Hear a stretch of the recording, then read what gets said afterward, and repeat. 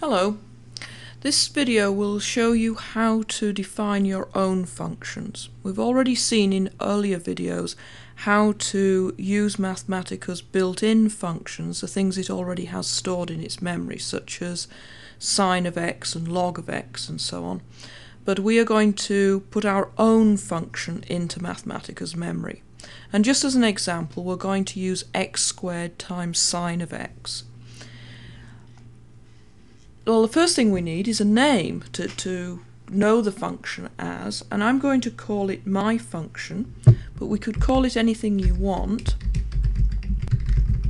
Notice the name at the moment is in blue because up to now Mathematica doesn't know what that function is. Notice I haven't started with a capital letter because I don't have to. I've used a capital letter part way through, but again I didn't have to if I didn't want to. I could call it anything. The only rules about naming are that the name must not have a space in it and it must not start with a number. So my function obeys those rules: no spaces, no numbers at the beginning. And the next thing I have to do is tell Mathematica what the input variable is. So I have to say of and then write in the letter I'm going to use. You can use any letter you like. I'll be traditional and use x. The only rule is that when you're defining the function first time round, you have to put an underscore after the input variable. This is the only time you use that underscore.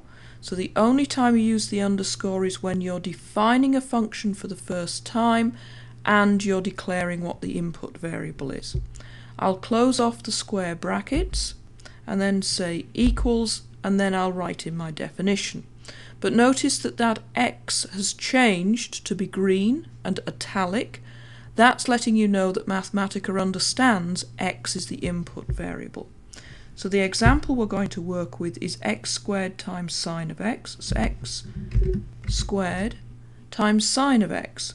Times I could do by using a star or a space. I'll use a star so it's clear that it multiplies, and then sine of x is a built-in function, so that has to start with a capital letter because that's how it's stored, and then sin of x, square brackets x. So there we have the definition written out. Notice the name, my function, is in blue. That's because it's not known yet. To put it in Mathematica's memory, I have to execute this command, so Shift Enter, and now the name has turned black, and the function is now in Mathematica's memory.